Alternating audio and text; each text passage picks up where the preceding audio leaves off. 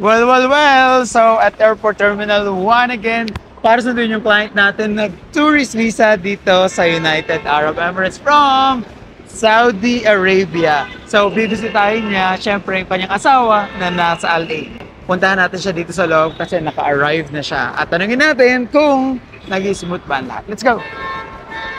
So guys, nandito na si Mr. Abby sa United Arab Emirates. Welcome po sa Dubai. Finally, Mr. Abby is in Dubai. So welcome po sa UAE. Salamat po. So kamusta naman po yung biyahe nyo? Okay naman, tagalan lang sa sa immigration ba yun? Saan pong immigration? Sa Saudi or sa Dubai? Sa Dubai po. Bakit po? Daming tao eh. Madami pong tao talaga. Yun lang pong nakatagal. Kaya madami. Ano po. Pero may mga questions po ba sa inyo sa immigration sa Saudi Arabia papunta dito?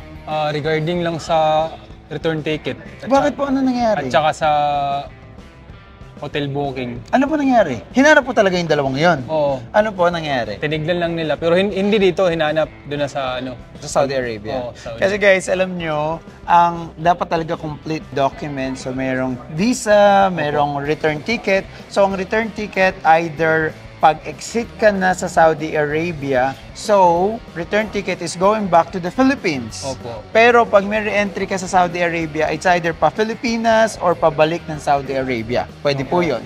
Okay, so hinanap din po hotel booking? Opo, sir, hinanap. Yeah. So tinignan lang po. Oo, tinignan. At least prepared naman po tayo, no? So Tapos, meron lahat. Tinignan na yung yung visa ko. Tapos yun na, yung passport ko, Tinatakan na nila. nilagyan na ng yung ticket ng parang Yung boarding sasakay ka na, pass. Oh, yes. So, at least prepared si sir. Pero hinanap po ang 3,000 dirhams. Doon, sir. Hinanap po sa Saudi?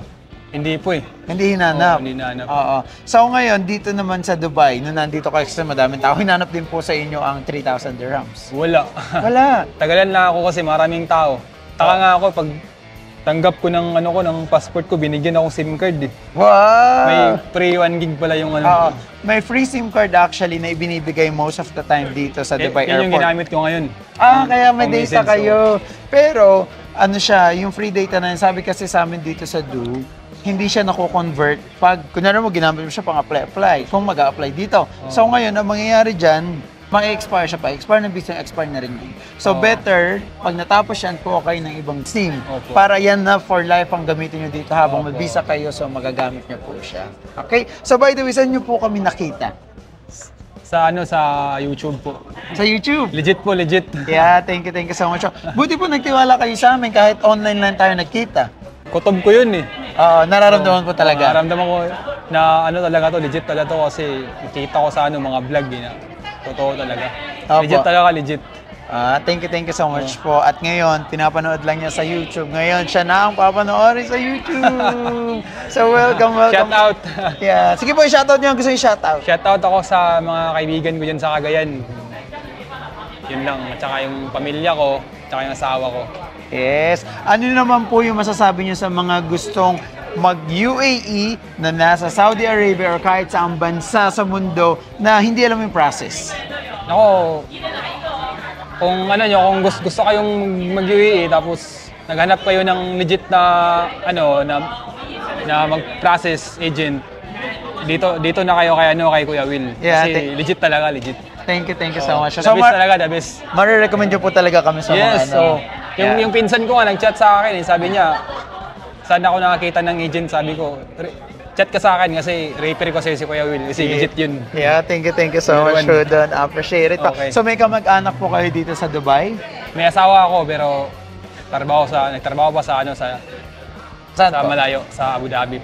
Sa Abu Dhabi. So magkikita po kayo ngayon? Hindi, kasi di mo siya makalabas eh.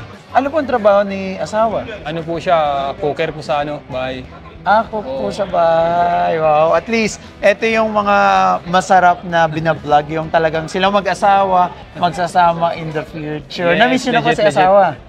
Miss naman kasi 2 taon din nakita eh. 2 taon. Ano po yung pakiramdam ng 2 years na hindi nagkita? Pagkatapos ngayon nasa Dubai na kayo, parang medyo LDR pa rin pero malapit na malapit lang.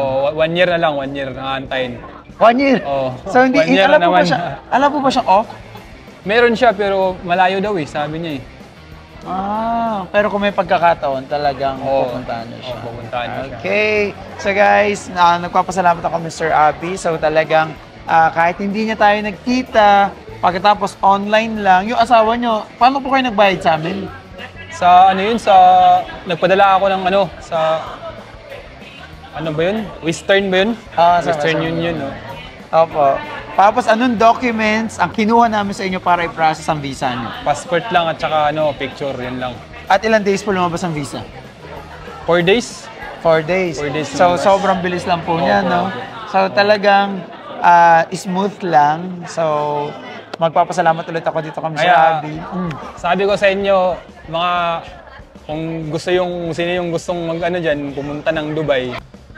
Legit, Kuya Will. Yes, thank you po. At welcome to Dubai. Dubai! So sige po, sana mas maging okay kayo dito sa United Arab Emirates. Gumala-gala po kayo. Opo. Okay, bye-bye. Thank you guys.